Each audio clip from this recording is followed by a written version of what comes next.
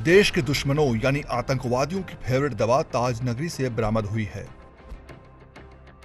नकली और नशीली दवा की तस्करी करने वाला एक गिरोह ऐसी दवा की भी तस्करी में शामिल है जो आतंकवादियों की पहली पसंद है। आगरा पुलिस और ड्रग्स विभाग की टीम ने तस्करों के गोदामों से करीब 387 किलो ट्रामाडोल हाइड्रोक्लोराइड जब्त किया है। इसके टैबलेट्स और कैप्सूल लाखों की संख्या में हैं। यह गिरोह अपने नेटवर्क के जरिए देश के 6 राज्यों में ट्रामाडोल की तस्करी करता था।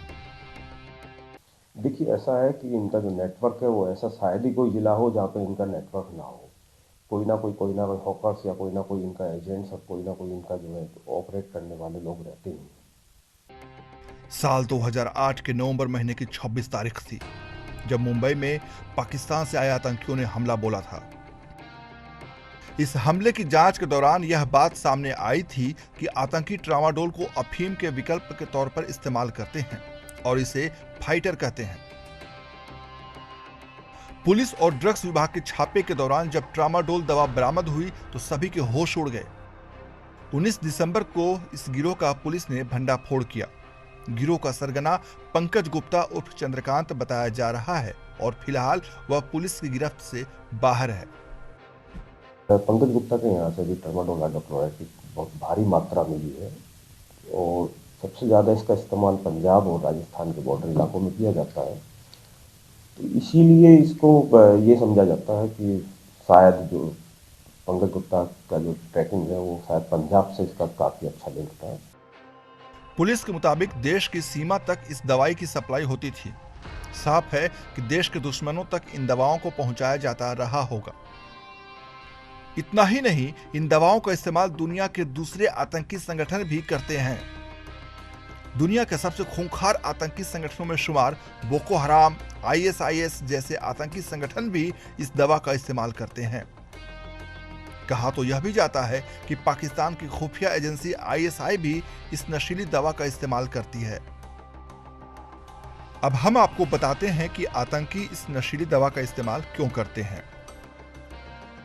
दरअसल ट्रामाडोल नारकोटिक एनाल्जेसिक कैटेगरी की एक दवा है। इसका इस्तेमाल सामान्य से गंभीर दर्द को दूर करने के लिए किया जाता है। ट्रामाडोल मस्तिष्क में दर्द रिसेप्टर सेल को बाधित करता है। इस वजह से दर्द का एहसास कम होने लगता है। यह दर्द पैदा करने वाले केमिकल्स के प्रभाव को बाधित करता है। यही वजह है कि आतंकवादी इस दवा का इस्तेमाल करते हैं। आगरा के SSP बबलू कुमार का कहना है कि दवा तस्करी गिरोह के 7 लोगों को गिरफ्तार किया गया है। उनके पास से करीब 7.5 करोड़ रुपए की नशीली और अन्य दवाएं बरामद हुई हैं। गिरोह के सरगना समेत बाकी लोगों की तलाश तेज कर दी गई है। मैंने सोर्स टू डेस्टिनेशन जहां से भी दवाइयां ये प्राप्त करते हैं, जिस प्रकार से स्टोरेज करते हैं, जहां इनको डिलीवर करते हैं, ये पंजाब, हरियाणा, राजस्थान और आसपास के ज़िलों में भी इनको जो है ये बेचा करते हैं। उन सारी सूचनाओं को हम लोग संकलित कर रहे हैं।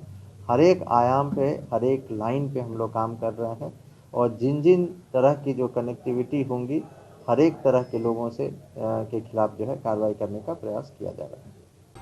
इतने बड़े पैमाने पर तस्करी की दवाओं की बरामदगी ने पुलिस और ड्रग्स विभाग दोनों के माथे पर पसीना ला दिया है। अब देखना है कि गिरोह का सरगना पंकज गुप्ता कब पुलिस की गिरफ्त में आता है। ETV भारत के लिए आगरा से श्यामवीर सिंह के साथ ब्यूरो रिपोर्ट।